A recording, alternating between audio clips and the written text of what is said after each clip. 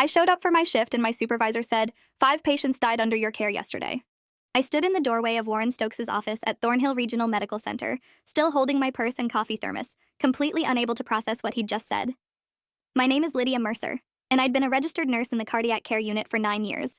I'd driven in early for my Friday morning shift expecting to check on Mrs. Patterson's post-surgical recovery and review medication schedules. Instead, Warren sat behind his desk with the hospital administrator Philip Granger and someone from risk management whose name I didn't catch. Their expressions were grave, and there was a stack of file folders on the desk between them. Warren repeated himself when I didn't respond. 5 patients under your direct care died yesterday between your morning and evening shifts. We need to understand what happened. I finally found my voice. That's impossible. I wasn't here yesterday. I took a personal day. I was in Pittsburgh visiting my sister. I have receipts, photos. My sister can confirm everything. Warren's expression didn't change. According to our records, you clocked in at 6:45 a.m. yesterday and clocked out at 7:30 p.m. Your badge was used to access the cardiac unit, the medication dispensary, and 4 different patient rooms throughout the day. Philip Granger leaned forward, his hands folded on the desk.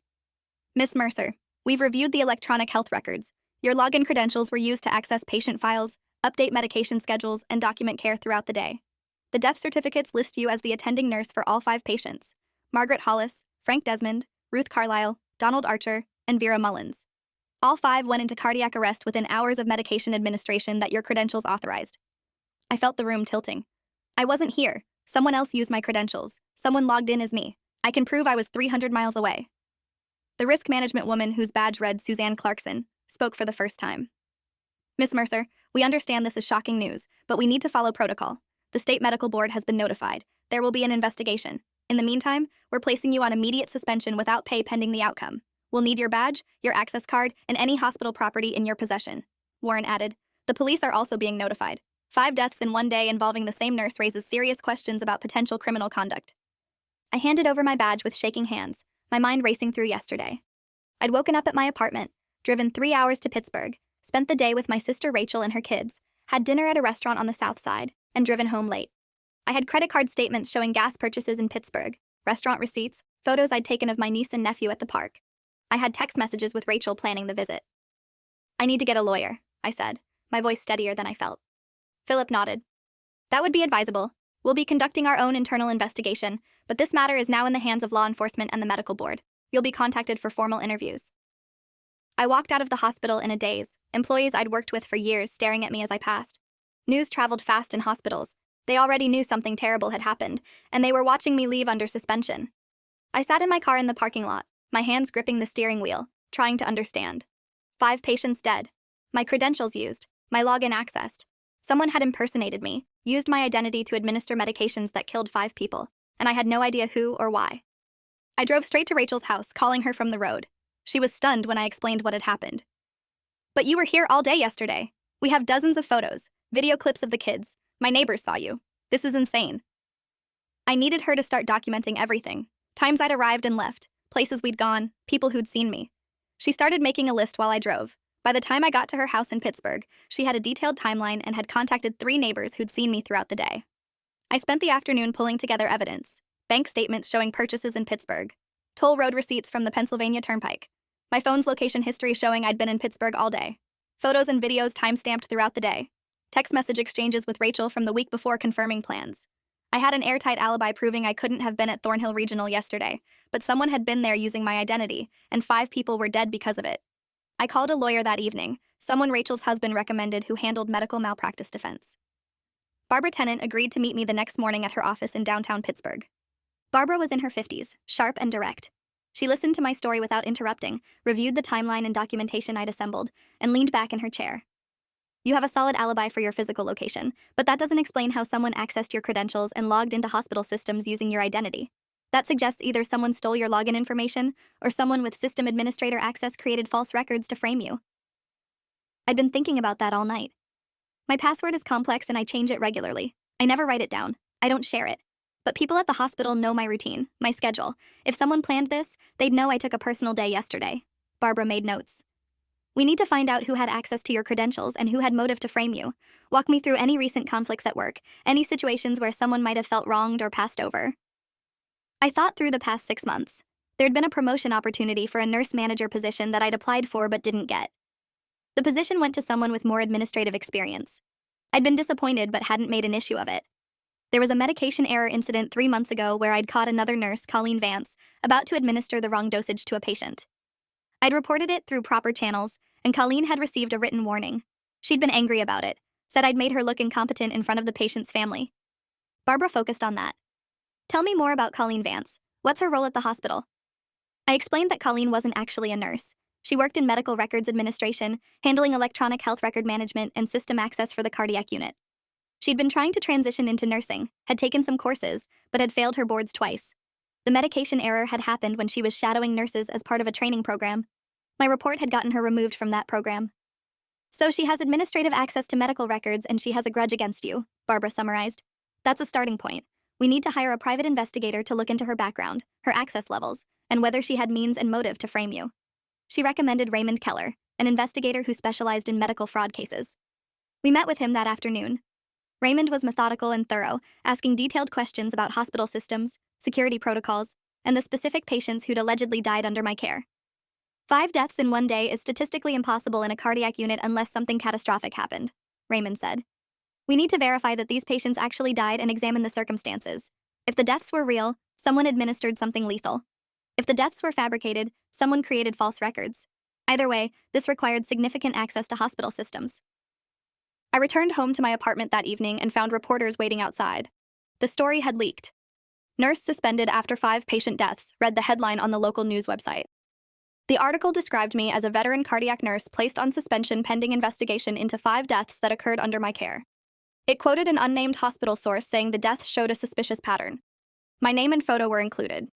Within hours, the story spread across medical news sites and social media. I became the latest angel of death case, joining a grim list of healthcare workers accused of murdering patients.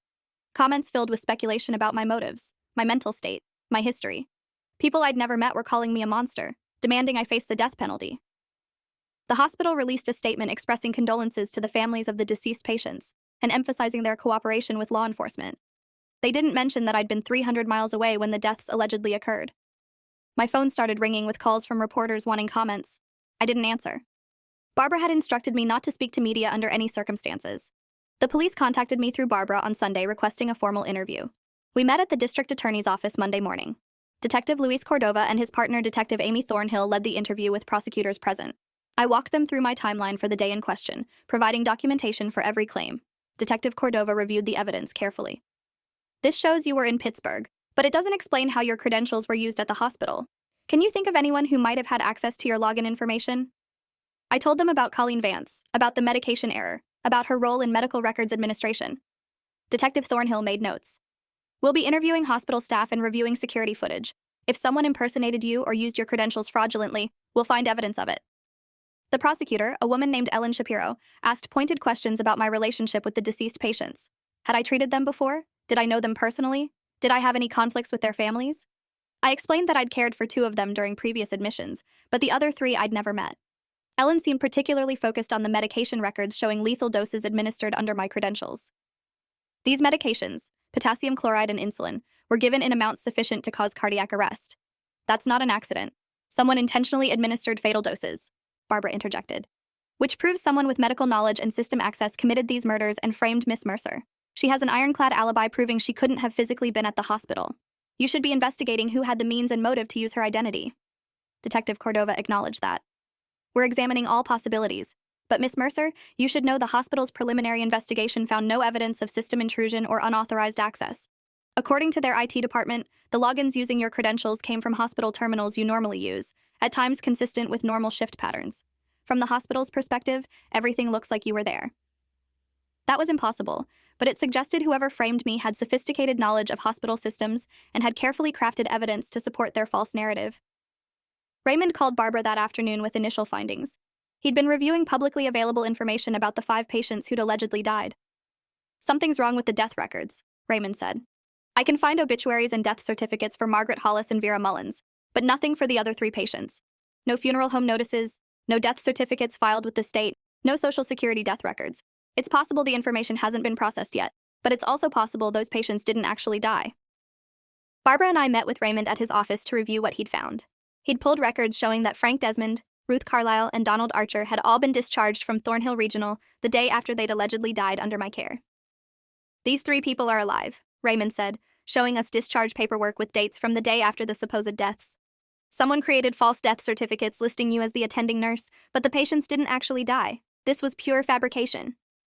The implications were staggering. Someone had created fake death records for 3 patients while 2 others had died from what appeared to be deliberate overdoses, all designed to frame me as a serial killer.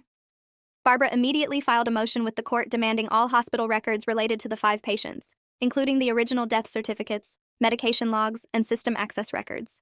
She argued that the evidence suggested fraud and fabrication, and that I was being falsely accused of crimes that partially hadn't occurred.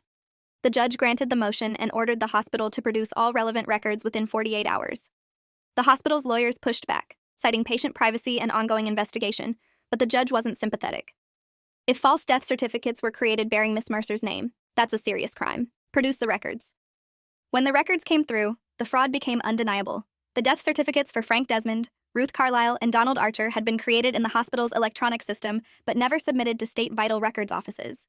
They existed only in the hospital's internal database, accessible only to someone with administrative privileges in medical records.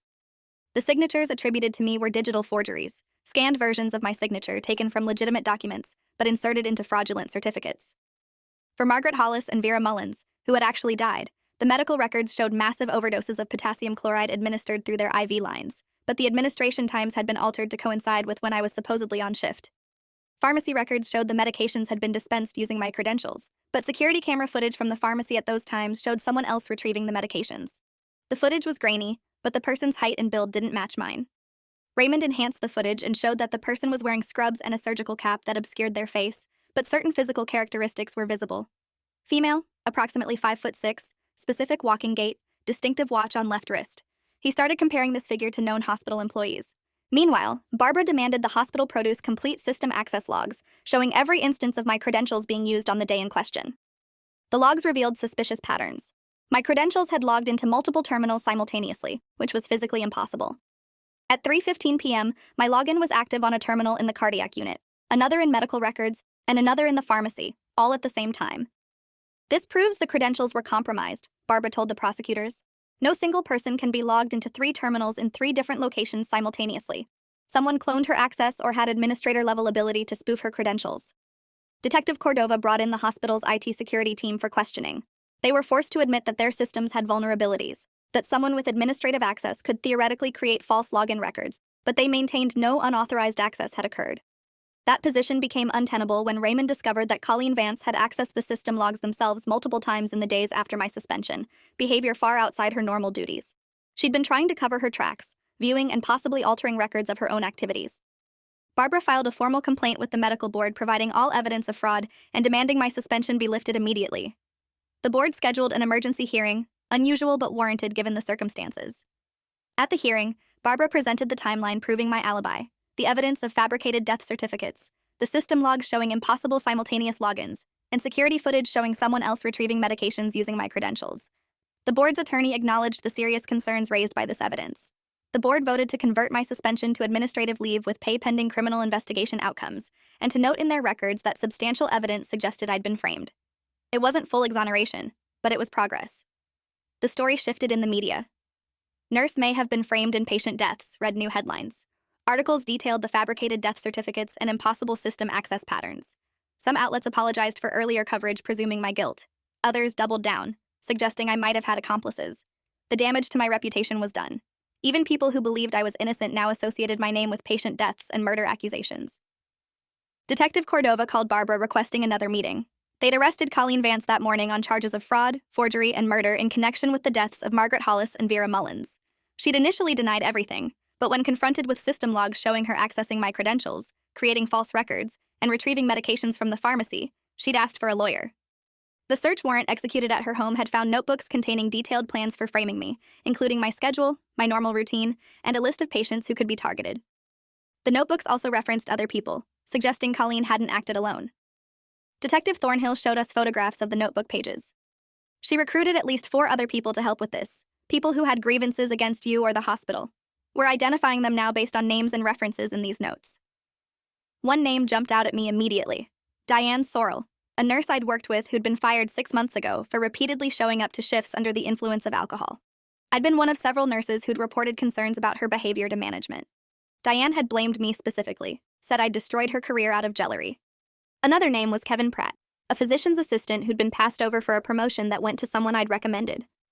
Kevin had accused me of sabotaging his career by giving negative feedback during his evaluation, which wasn't true, but he'd believed it. A third name was Angela Moss, a pharmacist who'd been reprimanded for inventory discrepancies that I'd noticed and reported. She'd been forced to pay back the hospital for missing medications. The fourth person wasn't named clearly in the notebooks, just initials TR, and references to someone in administration who could help manipulate records. Over the next week, police arrested Diane Sorrell, Kevin Pratt, and Angela Moss. They also identified TR as Troy Ramirez, an IT administrator with high-level system access who'd been having an affair with Colleen Vance. All five were charged with conspiracy to commit murder, forgery, fraud, and a litany of other crimes related to the scheme to frame me. The prosecution's theory was that Colleen had organized the conspiracy, recruiting people who had grievances against me, and together they'd planned an elaborate frame-up that would destroy my career and possibly result in my imprisonment for murders I didn't commit. Margaret Hollis and Vera Mullins had been deliberately overdosed by Diane Sorrell, who still had friends working at the hospital who'd let her into the building. The other 3 patients had been selected as targets for fabricated death certificates because they were elderly and seriously ill, making false claims of death more plausible. The preliminary hearings revealed the full scope of the conspiracy. Colleen had accessed my personnel file and copied my login credentials months earlier, working with Troy to create duplicate access that could log in as me without triggering security alerts. They'd studied my schedule and waited for a day when I'd be away from the hospital. The personal day I'd taken to visit Rachel had been perfect timing, not suspicious since I'd scheduled it weeks in advance. On that day, Troy had created false system records showing me clocking in and accessing various terminals throughout the day. Diane had entered the hospital using a visitor badge provided by someone still working there, retrieved medications from the pharmacy using a cloned credential card Angela had created, and administered lethal doses to Margaret Hollis and Vera Mullins. She'd done this wearing scrubs and a surgical cap to avoid identification on security cameras. Kevin Pratt's role had been to help create the false death certificates for the 3 patients who didn't actually die, using his medical credentials to make the documents appear legitimate. Colleen had then inserted these documents into the hospital database, backdated the records, and ensured my name appeared as the attending nurse on all 5 death certificates. The plan had been to wait until I returned to work, then have Warren Stokes confront me with the accusations in front of hospital administration, ensuring maximum humiliation and immediate suspension. The trial took place 9 months after that morning when Warren Stokes had accused me of killing 5 patients. All 5 defendants faced the same charges, though prosecutors offered plea deals to Troy Ramirez and Angela Moss in exchange for testimony against the others. Both accepted, agreeing to testify about the planning and execution of the conspiracy. Troy testified about creating the false system records, explaining in technical detail how he'd manipulated login data, access logs, and timestamps to make it appear I'd been at the hospital when I was actually in Pittsburgh. He'd covered his tracks by accessing the logs afterward and altering records of his own activities, but he'd made small mistakes that Raymond's analysis had eventually caught. Angela testified about creating the cloned credential card used to access the medication dispensary, and about Colleen's recruitment efforts, how she'd approached people known to have grievances against me and pitched the frame-up as justified revenge against someone who'd wronged them all. The prosecution called me to testify about my alibi, walking the jury through the timeline of the day in question with documentary evidence supporting every claim. They called Rachel, who testified about my visit and the time we'd spent together. They called the restaurant owner where we'd had dinner, who remembered us and confirmed the credit card receipt. They presented cell phone tower data showing my phone had been in Pittsburgh all day. The most damaging testimony came from Diane Sorrell's former colleague who'd led her into the hospital. Teresa Wolcott, a cardiac unit nurse, testified that Diane had contacted her saying she needed to retrieve personal items from her former locker. Teresa had met her at a side entrance and walked her to the locker room, not realizing Diane intended to murder patients. "I thought I was doing a friend a favor," Teresa testified, crying. "I didn't know she was going to hurt anyone. If I'd known, I would have called security immediately." Diane's defense attorney tried to argue she'd been manipulated by Colleen, that she was a vulnerable person with substance abuse issues who'd been exploited. But the prosecution presented evidence that Diane had researched lethal medication doses weeks before the murders, showing premeditation and intent. Kevin Pratt claimed he'd thought the death certificates were for training purposes, that he hadn't known they'd be inserted into real patient records. But his own text messages with Colleen discussing making Lydia pay undermined that defense. Colleen Vance showed no remorse. Her testimony was cold and calculated. She admitted to organizing the conspiracy, but characterized it as justified punishment for nurses and doctors who destroyed careers through petty complaints and reports. "People in healthcare act righteous, but they're vindictive," she said. "Lydia Mercer cost me my nursing career by reporting one small mistake. She deserved to know what it felt like to lose everything." The jury deliberated for 2 days before returning guilty verdicts against all 5 defendants on all major charges. Diane Sorrell was convicted of 2 counts of first-degree murder for the deaths of Margaret Hollis and Vera Mullins. Colleen Vance was convicted of conspiracy to commit murder, forgery, fraud, and numerous other counts. Kevin Pratt, despite his claimed ignorance, was convicted of conspiracy and fraud. Troy Ramirez and Angela Moss, having pleaded guilty, were sentenced as part of their cooperation agreements. The sentencing hearing was scheduled for 2 months later. During that time, families of Margaret Hollis and Vera Mullins filed civil suits against all 5 conspirators, against the hospital for security failures, and initially against me before their lawyers realized I'd been completely exonerated and was actually a victim myself. The hospital settled those suits quickly, paying millions to the families while admitting no wrongdoing, but acknowledging system failures that had allowed the conspiracy to succeed. The hospital also reached out to me through lawyers proposing a settlement for damages to my reputation and career. Barbara negotiated aggressively. The hospital had initially suspended me without pay, had failed to investigate the impossibility of the accusations before taking action, and had allowed the media narrative to destroy my reputation. We demanded full back pay, compensation for emotional distress, funding for therapy costs, and a public apology. The hospital agreed to everything except the public apology, which they said would complicate their litigation position with the victims' families. We settled for a substantial payment and a private letter from the board acknowledging the injustice I'd suffered. At the sentencing hearing, family members of Margaret Hollis and Vera Mullins provided impact statements describing how their loved ones had been murdered in what should have been a place of healing and safety. Margaret's daughter talked about her mother's fear of hospitals, how she'd finally convinced her to get necessary cardiac care, only to have her murdered by someone wearing scrubs. Vera's son described his mother's final hours, how she'd been doing well after her procedure, how he'd left the hospital confident she'd be home soon, only to get a call that she'd gone into cardiac arrest. "Someone killed my mother for no reason except to frame an innocent nurse," he said. "That's not just murder, that's using my mother's life as a weapon against someone else. It's unforgivable." The judge's expression was grim throughout the impact statements. When it was time for sentencing, he addressed each defendant individually. To Diane Sorrell: "You murdered 2 people in cold blood to serve a conspiracy of revenge. You betrayed every principle of the nursing profession and exploited access to vulnerable patients to commit the most heinous crimes. This court sentences you to life in prison without possibility of parole on each murder count, to be served consecutively." Diane started crying, her attorney putting a hand on her shoulder. To Colleen Vance: "You orchestrated this entire conspiracy, recruited co-conspirators, planned the murders, and framed an innocent person for crimes they didn't commit. Your actions resulted in 2 deaths, destroyed Miss Mercer's career and reputation, and undermined public trust in healthcare institutions. This court sentences you to 50 years in prison with possibility of parole after 40 years. Kevin Pratt received 15 years for his role in creating false death certificates and participating in the conspiracy. Troy Ramirez and Angela Moss, having cooperated with prosecution, received reduced sentences of 8 and 6 years respectively, with recommendations for parole after serving half their terms.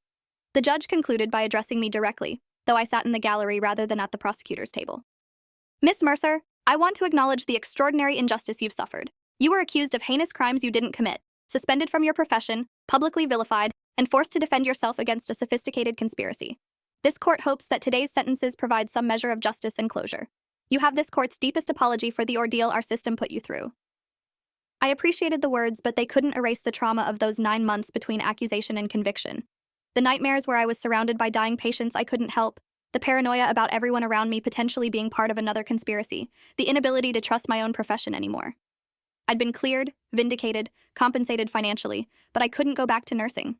Every time I thought about putting on scrubs, entering a hospital, caring for patients, I felt panic rising in my chest. The hospital offered me my job back with full seniority and benefits, but I declined. I couldn't walk those halls knowing that someone had used that place to orchestrate murders and frame me. I couldn't work with colleagues who'd believed I was capable of killing patients. I used part of the settlement money to go back to school, getting a master's degree in healthcare administration and patient safety. I found work with a nonprofit organization that developed protocols for preventing medication errors and improving hospital security systems. I spoke at conferences about my experience, about how vulnerable healthcare workers were to false accusations, and how systems needed better safeguards against credential theft and record manipulation. Some medical professionals criticized me, saying I was making it harder for real victims of medical negligence to be believed, but others understood that false accusations and genuine malpractice were separate problems that both needed addressing. I testified before a state legislative committee examining healthcare security standards, describing how easily Troy Ramirez had manipulated system records because hospitals prioritized cost savings over robust IT security. The legislature eventually passed new requirements for electronic health record security, including multi-factor authentication, detailed audit trails, and mandatory investigation protocols when impossible access patterns appeared in logs. Small changes, but possibly enough to prevent another conspiracy from succeeding as easily as Colleen's had. 3 years after the trial, I received a letter from Vera Mullins' son thanking me for the patient safety work I was doing. He'd heard me speak at a conference and recognized my name. "My mother's death was weaponized against you, and I'm sorry for that additional trauma, he wrote. But I'm glad you found a way to honor her memory by making hospitals safer. That's the best outcome from this tragedy. I kept that letter in my desk, a reminder that justice wasn't just about punishment but about preventing future harm. Diane Sorrell died in prison 4 years into her sentence, a combination of untreated health conditions and the reality of life imprisonment breaking her down. Colleen Vance adapted to prison, reportedly working in the law library and filing endless appeals that went nowhere. Kevin Pratt, Troy Ramirez, and Angela Moss all served their sentences quietly, expressing varying degrees of remorse in parole hearings when their times came. I didn't follow their cases closely, didn't need to know the details of their prison lives or eventual releases. They'd stolen months of my life and years of my career, but I refused to let them occupy any more mental space than necessary. I'd survived, rebuilt, and found purpose in a different way than I'd originally planned. That was enough. On the 5th anniversary of that morning when Warren Stokes accused me of killing 5 patients, I stood in front of a room full of medical students delivering a lecture on healthcare ethics and the importance of evidence-based practice. I told them my story, watching their faces shift from shock to outrage to understanding. Trust but verify, I told them. Build systems that protect both patients and providers. Document everything. Question accusations but investigate thoroughly. Never assume guilt or innocence based on emotion or convenience. One student asked if I'd ever forgive the people who'd framed me. I considered the question carefully before answering. Forgiveness isn't about them. It's about me refusing to carry their hatred forward. They made choices that destroyed their lives and damaged mine. I choose not to let those choices define my future. That's my version of justice. Thanks for watching till the end. Make sure to subscribe and like to not miss the next story.